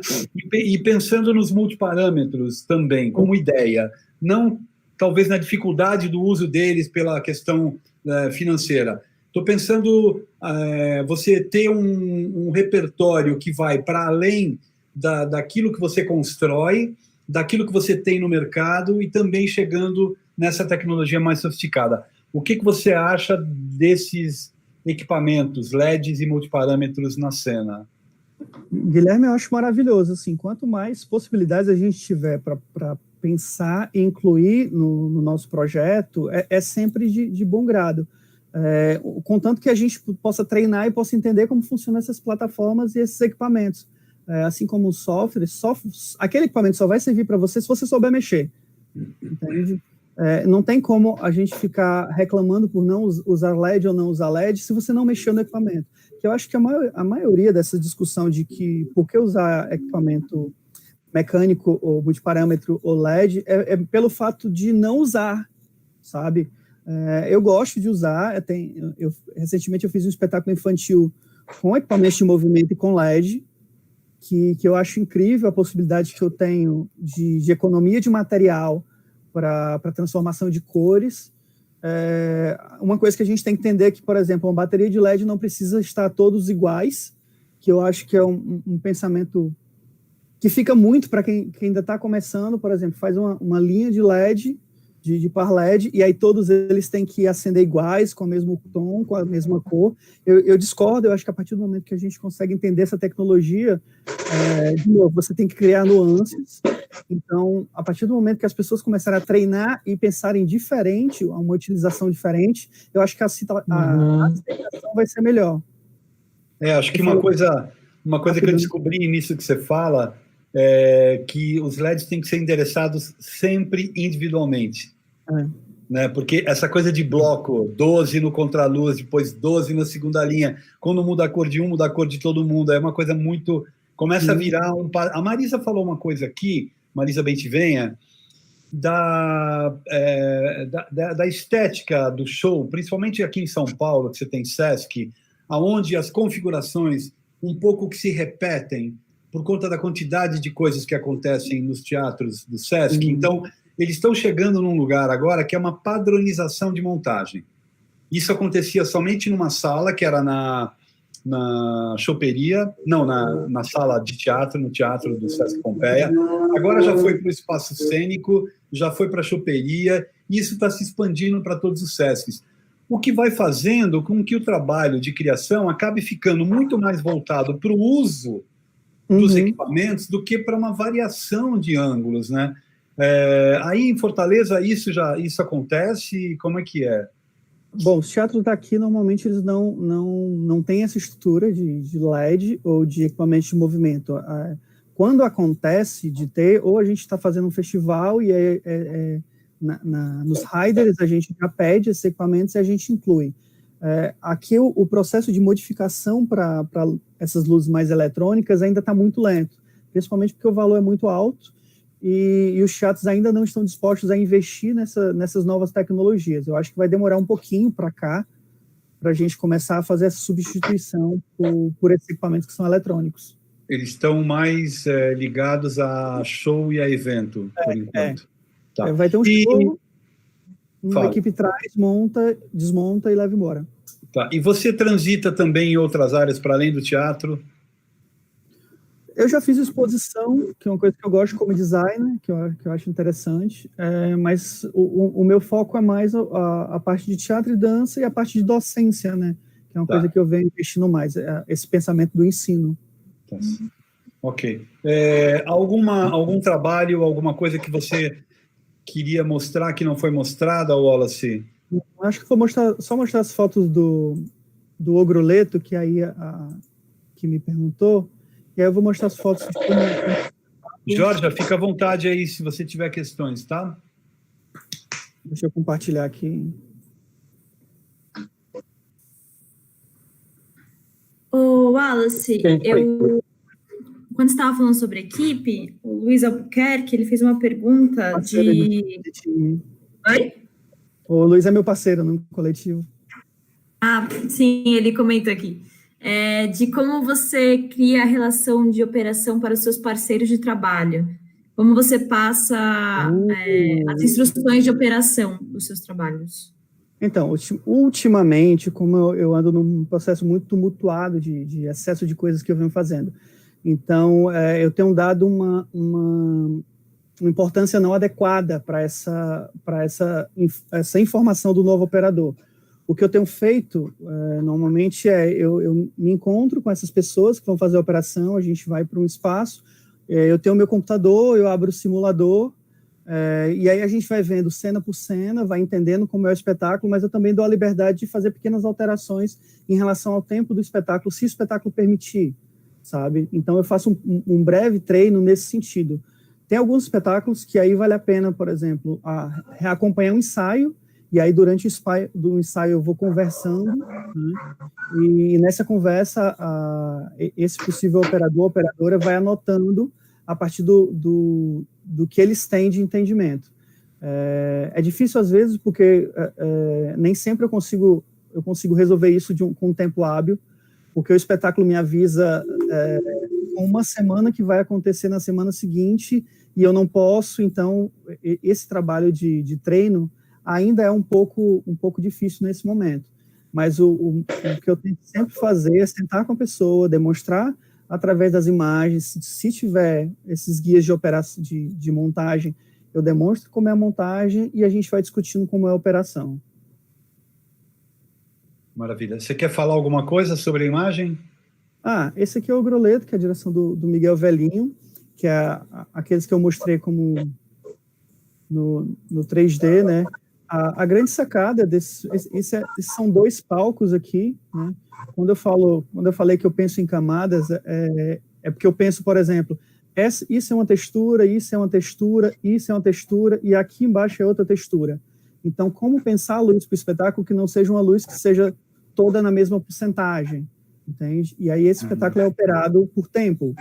Ou seja, há um treino comigo e há um treino com o elenco para que eles também desenvolvam esse tempo interno de transição de cena para que a gente consiga fazer toda no mesmo padrão, né?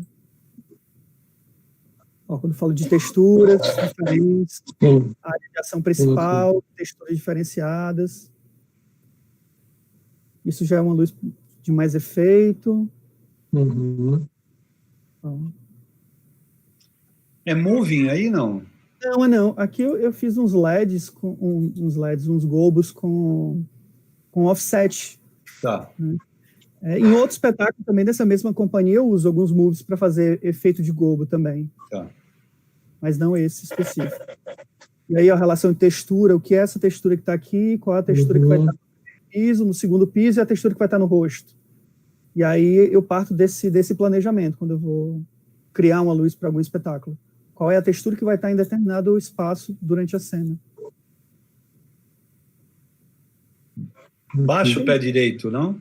Ou não? Esse aqui foi feito num teatro bem pequenininho em Guaramiranga, tá. que é o Raquelzinha, né? Que o ator que estava em cena junto da Silviane, se ele levantasse a mão, ele tocava nos equipamentos. Então, olhando essa imagem, Wallace, agora, a segunda provocação para você. Pensando nesse teu trabalho, que me parece que ele é muito amarrado, né, do ponto de vista tecnológico, no uso dos softwares e tudo, Como é que é para você a relação com o teto e a cena? Por exemplo, aqui eu vejo o teto. Então, quando eu vejo o teto, isso muda alguma coisa na maneira como você pensa a tua luz? Ou você só pensa a tua luz para o plano do visível, digamos assim, convencionalmente do visível? Então, já tem uns anos que eu deixei de esconder os meus equipamentos, né? Eu sempre dialogo com os espetáculos, a não necessidade de eu esconder os aparatos. Então, quando eu tenho, por exemplo, essa situação em que eu ilumino o teto, a primeira coisa que me vem quando eu vejo o espaço é como graduar essa luz para que esse teto também tenha uma textura que possa compor para esse espaço, sabe? Porque ele está lá e ele vai ser iluminado de alguma forma, porque esses equipamentos, a luz quando tocar no piso e a luz que sai do vazamento desses equipamentos vão iluminar essas áreas. Então, o público vai ver todo esse quadro. Então, o que eu tenho que pensar é qual vai ser a sofisticação de mudança dessas porcentagens para que essa outra área que está sendo visível também possa ser vista, mas que não atrapalhe o conteúdo geral do espetáculo. Certo. Pode falar. Não, eu ia perguntar se tem mais alguma pergunta do chat para Georgia. Ainda não. Não. Esse espetáculo ele é operado em Kill, né? Ele é operado em Kill, Tá. White Cat. O bacana desse... Isso aqui, esses dois discos de palco, eles giram um para um lado e um para o outro, e aí essa luz transita nesse tempo de giro, por exemplo, se a cena vai transitar, que acontece na frente, e a próxima cena vai começar por trás, enquanto o giro o giro roda, essa luz também vai transitando. Então, assim, os tempos são cronometrados, eu vou cronometrando tempo por tempo. Entendi. E aí a gente vai discutindo onde pode incluir um tempo a mais, onde pode reduzir esse tempo. E o software também me permite que eu faça essa alteração de tempo durante a apresentação. Então, está tudo ali na minha mão. Eu posso controlar o erro, eu posso antecipar coisas, eu posso atrasar coisas e eu posso incluir outros objetos luminosos. Wallace, eu ia propor da gente... Eu não tenho mais perguntas, então eu ia propor da gente fazer uma finalização. Ok. Algo não foi dito, Wallace? Só uma pergunta, Chico, desculpe. Não sei, eu acho que sobre planificação, eu trabalho com Corel e com AutoCAD. Na verdade, eu disponibilizei alguns arquivos, tá? Deve estar no Drive de vocês, de vários fabricantes. Há alguns anos eu venho fazendo esse garimpo dessas imagens desses fabricantes, e aí eu disponibilizei, tá tudo no Drive. Eu acho que é basicamente isso. Tem bastante material no Drive para quem quer trabalhar em Corel, CAD e algumas coisas no SketchUp. Algum nome? Só para avisar que... Fala. Só para avisar que o link está na descrição, eu vou colocar no chat agora de novo, tá? Tá, maravilha.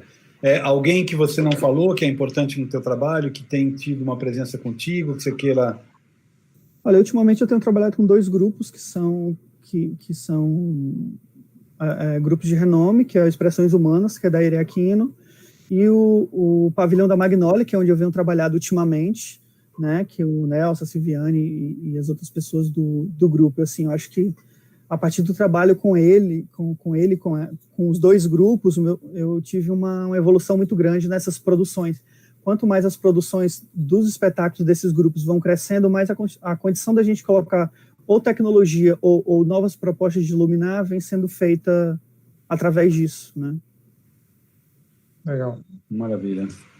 Vai lá, Chico. Wallace, eu queria começar primeiro agradecendo a sua presença aqui, já que hoje é o nosso 30º programa.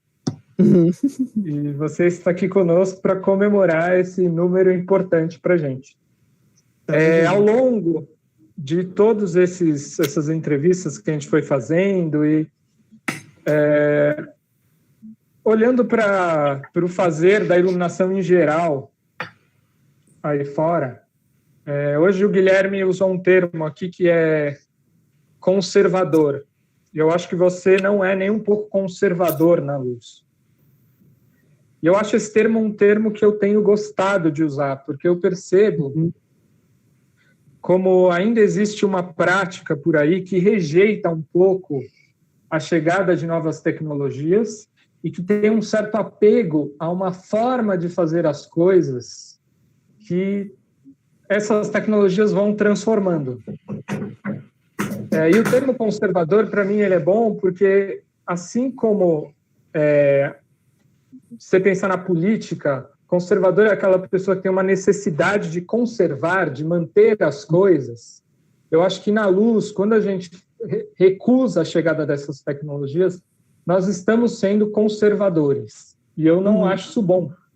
Eu não me considero uma pessoa conservadora politicamente, pessoalmente falando, e também tento não ser uma pessoa conservadora no meu trabalho, como iluminador.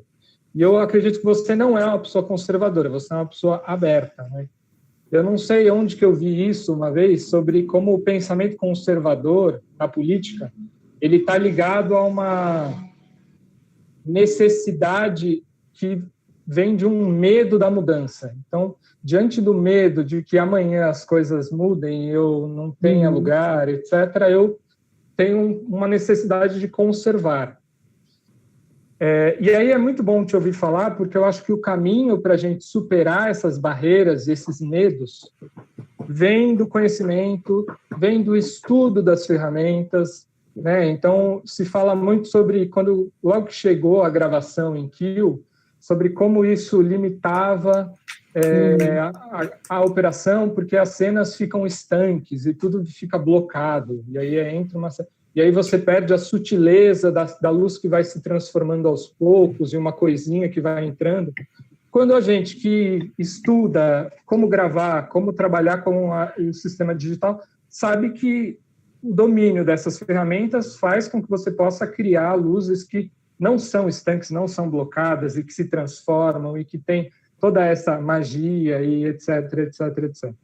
Né? Então, eu acho que esse seu trabalho pedagógico, esse seu trabalho de estudo e de formação, ele tem essa importância, assim, de um pensamento que está olhando para frente, não no sentido do progresso, mas no sentido de abraçar o risco das novas tecnologias, a abertura para essas novas formas de pensar a luz, pensar o que pode ser a luz, quais são as relações da luz com a cena, e o que essas tecnologias podem trazer de frescor e de revigorante para o trabalho da iluminação. Para mim, isso é o que fica mais forte, assim, essa abertura para a tecnologia, uma pessoa que abraça a tecnologia e que usa a tecnologia na sua criação com domínio, com estudo, com profundidade. Acho que é isso. Eu não sei, Guilherme, o que você tem para colocar. Eu tenho coisas para colocar, mas eu queria ver se Georgia quer falar alguma coisa antes, Georgia. Teu mic está fechado, se você for falar. Não, eu só queria comentar, só queria agradecer, falar que tem muita gente aí te acompanhando. O Cleison falou para te colocar no grupo, para colocar ele no grupo de vocês já. Cleison Ramos. Só para lembrar de curtirem o vídeo, compartilharem com os amigos, se inscreverem no canal. E estamos no Google Podcasts, Apple Podcasts e no Spotify. Eu acho que é isso. Obrigada, somos uma atividade do hashtag Cultura em Casa, da Secretaria de Cultura e Economia Criativa, das atividades online da SP Escola de Teatro. Guilherme, antes de você entrar, rapidinho. Fala aí. Eu acho que a Jorge já comentou, mas hoje é o nosso 30º programa, mas temos programação até o fim do mês. Não acaba hoje, tá? Então, a programação está lá no canal. Estamos sendo cobrados pelos nossos patrocinadores, que a nossa audiência vem despencando semana após semana. Então, divulguem. Só porque somos os mais velhos, vocês estão já largando a gente de lado. Cuidado com essa atitude. Como é que era, Chico, a questão do velho? Etarismo. Cuidado com o etarismo. Cuidado com o etarismo. Não, eu acho muito importante essa discussão do conservadorismo, né? Porque a gente está vivendo no país uma situação que é reflexo de um avanço das forças conservadoras. Claro que junto com o conservador vem vindo outro lixo, né, um lixo maior aí, né, que são a extrema-direita e tudo mais. Mas o conservadorismo, eu senti na pele como light designer novo quando eu estava começando, porque você chega com muita vontade de trabalhar, querendo romper coisas, querendo fazer coisas diferentes. Eu acho absolutamente legítimo, né? E esse lugar da tentativa de você transformar algo que já está dado, ele vai te colocar num lugar do erro o tempo todo, né? Então, as pessoas têm dificuldade disso. Eu acho que tem um campo na luz da técnica que eu acho que olha para o novo de uma maneira muito conservadora e com muito medo de ser passado para trás, de ser deixado de lado, né? A entrada das mulheres em cena, a questão do gênero, né? Hoje em dia com não binários, né? Que começa a ficar uma coisa, uma presença no curso da SP, por exemplo, começa a ter uma presença, começa a se colocar ali também e vai sair para o mercado e vai trabalhar. Então, tem essa dificuldade de absorver gente que está vindo da escola, gente que não passou por uma formação das antigas, como diria o Camilo, né? Que é subir em escada, que é carregar peso, que é o clássico da formação em luz, né? Eu acho que todo esse pensamento, para mim, ele está junto com essa coisa conservadora e que vai para a mesa analógica e para a hora de operar, né? De respirar junto e tal, né?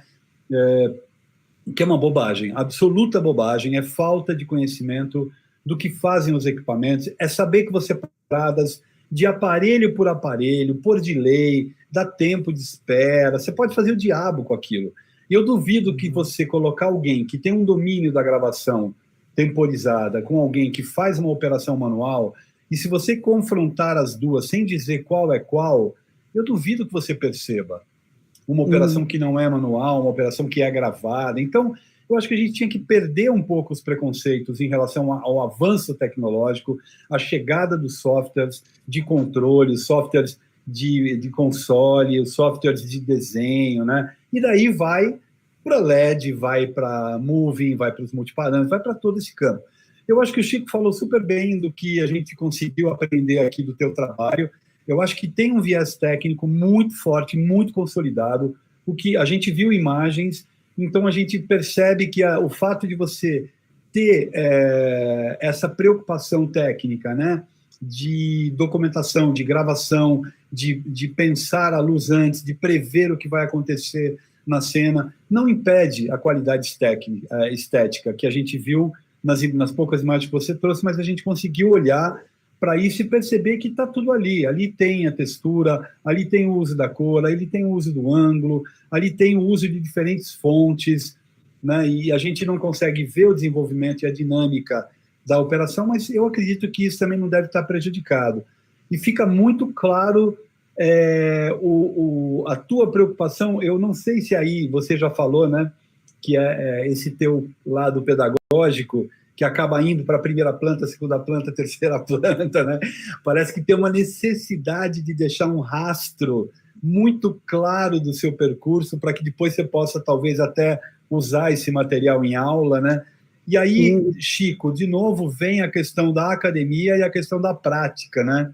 Como a reflexão, a sistematização influi e reverbera no teu trabalho prático, né? E como o trabalho prático vai reverberar no teu trabalho acadêmico, ou seja, as duas coisas têm um convívio que é muito, muito bom para o avanço do teu trabalho como designer, né? Quanto mais essas duas coisas estão juntas, melhor né?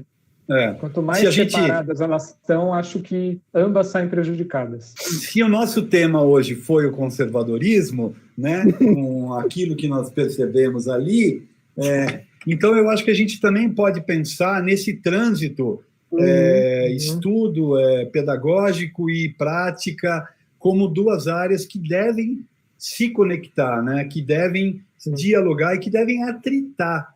Porque eu imagino que um garoto, uma garota que saem da SP cheia de ideias, né? Tendo aprendido, tendo podido trabalhar nos softwares e chega num teatro para montar uma luz, é óbvio que ele vai querer colocar ali, ou ela vai querer colocar ali, todo o conhecimento que ele aprendeu, que ela aprendeu no tempo de escola, né? Então, acho que os nossos colegas que nos ouvem exercitem um pouco da generosidade, vamos abrir espaço para o novo, que ele vai fazer bem. Porque a gente também, né, Wallace, você como dar aula também é estar em contato com o aprendizado o tempo todo, né? Eu acho que isso é uma coisa muito bacana. Bom, vou terminar, que já falei demais. Muito obrigado pela tua presença aqui, agradeço muitíssimo de poder conversar com você e conhecer um pouco mais a tua maneira de trabalhar. Valeu. Só para finalizar, a gente falou um pouquinho sobre a técnica e a criação, né? Eu penso que a criação ela é importante, mas se você não tiver uma boa técnica para você dar base, você não consegue transformar aquilo que você imaginou no que você quer como imagem. Então, é fundamental nesse processo de aprendizado em que você tenha o processo técnico bem consolidado, sabe? E aí sim e aí você consegue trazer outros designs, outras ideias, porque você já domina a máquina, já domina a técnica. Então, acho que parte por aí quando eu faço essa variedade de plantas, quando eu faço essa variedade de detalhes. Muito obrigado, um prazer estar aqui. Obrigado a todos e todas e todes que puderam continuar com a gente até o final. É um prazer colaborar. Eu gostaria de fazer um aviso. Hoje à noite, às 19 horas, eu vou estar no canal da Ideia Luz, junto com o Marcelo Augusto, que é meu parceiro no canal. E aí a gente vai estar hoje com a Cláudia de Bem, né, a queridíssima Cláudia. A gente vai conversar sobre o espetáculo A Vida Dele, certo? Eu acho que o link do canal já teve aqui na descrição, né? E seria muito bacana ter vocês lá com a gente também, né? Vamos todo mundo chegar nos nossos 1000.